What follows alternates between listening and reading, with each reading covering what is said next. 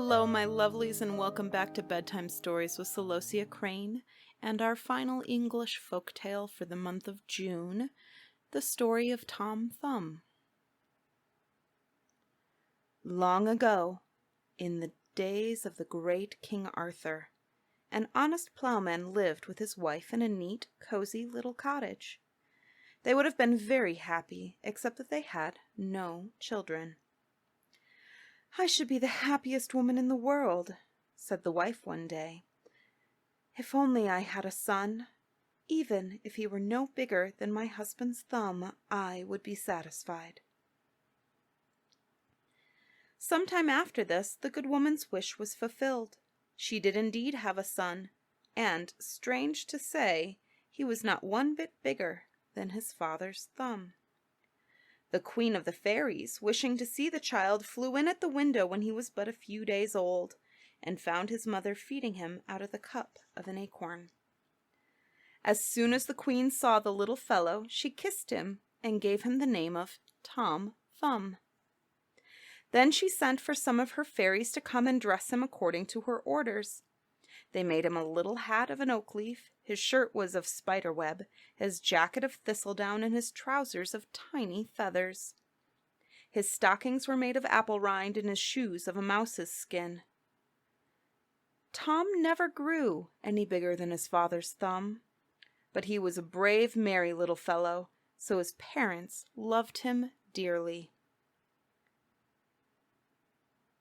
One day his mother was making a batter pudding, and she put him in an empty eggshell to keep him out of mischief.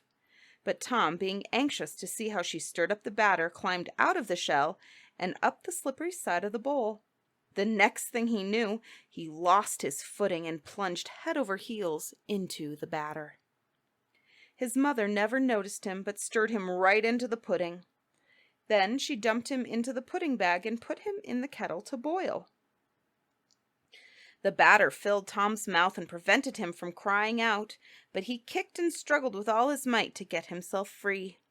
His mother, seeing her pudding dance mildly around in the pot as if it were alive, seized it in alarm and threw it out of the window.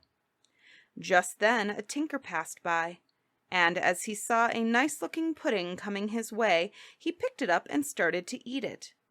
But Tom, having by that time freed his mouth of the batter, began to cry aloud, "Let me go! Let me go, Tom the Tinker!"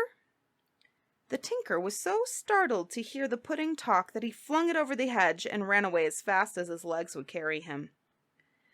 But the fall had broken the pudding all to bits, so Tom crept out all covered with batter and made his way home. His mother was very sorry to see her darling in such a state, but she put him in a teacup and washed him off clean. Then she kissed him and put him to bed. Soon after this, Tom's mother went one day to milk her cow in the pasture, and she took Tom along with her. It was a very windy day, and in order to make sure that Tom did not blow away, she tied him to a thistle with a strand of fine thread. The cow was peacefully eating, but she soon spied Tom's oak leaf hat, and thinking it was a choice morsel, she took up the little fellow and the thistle at a mouthful. When the cow began to chew, Tom had great difficulty to keep out of the way of her teeth and her tongue, but he called out boldly, "Mother! Mother!" "My dear little Tommy, where are you?" cried his mother. "I am here, in the red cow's mouth," Tom answered. At that, the cow, surprised at the odd tickling as of something moving in her throat, opened her mouth. Down her tongue slid Tom as on a toboggan slide. His mother caught him in her apron and ran off home at once. Often Tom went to the fields with his father, and as he was anxious to be of use, one day he begged to be allowed to take home the horse and cart. "You? Why, you couldn't even reach to the top of the horse's hooves," laughed the father. "How do you think you are going to hold the reins?" "Oh," answered Tom quite confidently, "I don't need to hold the reins. I'll just sit in the horse's ear and call out which way he is to go." The father was amazed to find his son so bold and clever, so he put Tom in the horse's ear and off he went. "Yo hup! Yo hup! cried Tom, and he guided the horse so well that he reached home in no time at all. Tom's mother was greatly surprised when she saw the horse arrive at the cottage with no one in sight as a driver. But Tom called out, "Mother, mother, take me down! I'm in the horse's ear."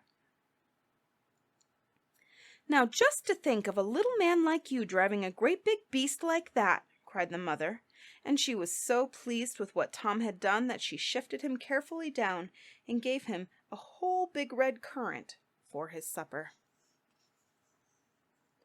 Seeing how helpful his son could be, the father now made him a little whip of a barley straw so he could sometimes drive the cattle home.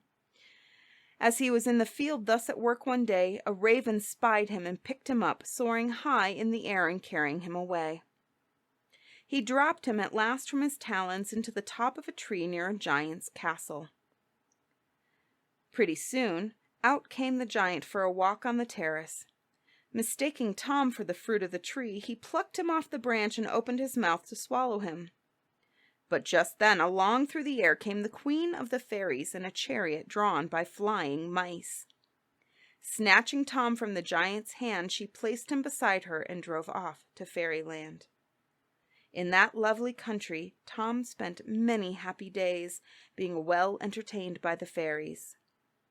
But after a time, the queen dressed him in a new little suit of bright green and sent him floating on a lively breeze straight to King Arthur's palace. As Tom was flying over the palace yard, the king's cook passed along below with a great bowl of the king's favorite dish, frumenty. At that moment, the breeze dropped Tom and he fell plumb into the middle of the bowl, making the cook drop it with a smash and spill all the king's dainty frumenty. "Help! Help! Thieves!" cried the cook, who was a red-faced, coarse-grained fellow.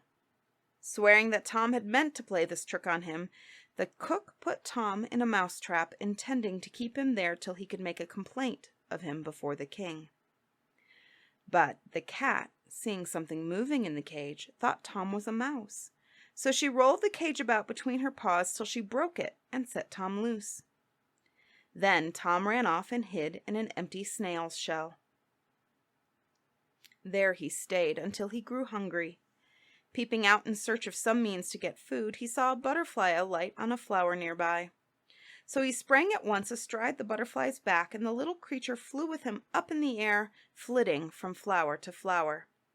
At last, attracted by a light in the king's dining room, the butterfly flew in the window. King, queen, and nobles saw him and tried to catch him, but they could not. Nevertheless, with the butterfly darting to keep out of reach, Tom, having neither saddle nor bridle, lost his seat on the butterfly's back and fell sprawling on the table. King, queen, and nobles all spied the little man at once, and everyone was delighted with him. Far from punishing him for spoiling his frumenty, the king gave him half a blackberry for his supper, and he soon became a great favorite. His tricks and gambols and lively words amused the whole court, and when the king rode out, he often took Tom along. He thought so much of his company. If it happened to rain, Tom would creep in the king's pocket and sleep there quite cozily till the rain was over. At length, King Arthur ordered a little chair to be made so that Tom might sit before him on the table, and he also caused to be built for Tom a palace of gold, with a door just an inch in width, and he gave him a little golden coach and 6 white mice to draw it. But Tom still thought of his mother and father, and one day he asked the king to let him pay them a visit. King Arthur not only consented, but when he heard that Tom's parents were poor, he led him to the treasury where he kept all his gold, and told him he might take home as much money as he could carry. With difficulty, Tom dragged out a 3-penny piece and loaded it on his back. Then he toiled along the road for 2 days beneath his burden before he reached his father's cottage. Tom's mother met him at the door, and she could not thank him enough for having taken so much trouble as to drag home a 3-penny piece, all for love of his father and mother. She placed him in a cozy walnut shell beside the fire, and she feasted him for 3 days until he had consumed the whole of a hazelnut. When he had thoroughly rested, his duty told him the time had come for him to return to court. So he said goodbye to his mother and father and set off on his way. As soon as he reached the castle, King Arthur made him a knight. Sir Tom Thumb he was now called, and the king gave him a needle for a sword and a mouse for a horse. Thus armed and thus mounted, Tom rode with the king and his knights, and all enjoyed a hearty laugh at the sight of Sir Tom and his prancing steed. One day, as they passed a farmhouse, a big black cat jumped out and rushed on Tom and his mouse. But Tom drew his needle at once and so boldly defended himself that he kept the cat at needle's length till one of the king's knights came and carried him safely home.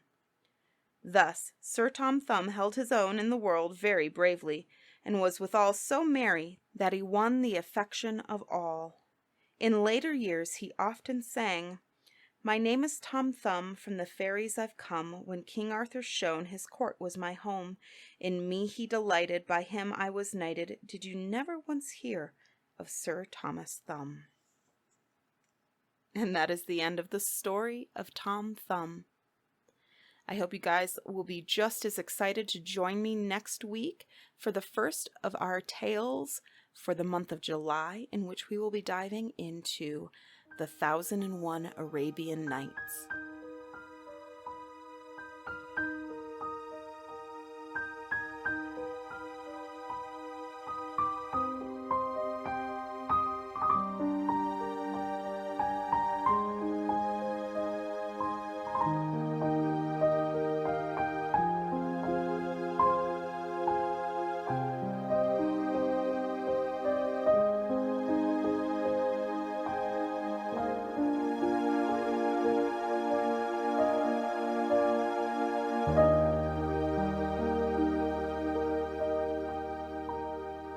Bedtime Stories with Celosia Crane is proudly produced by Lantern AudioWorks. Head on over to lanternaudioworks.com and check out our merchandise store. We have product from just about every one of our podcasts. Bedtime Stories with Celosia Crane, Old Bob, Brimstone, Punks in the Library, and coming soon, Celosia Crane and Friends.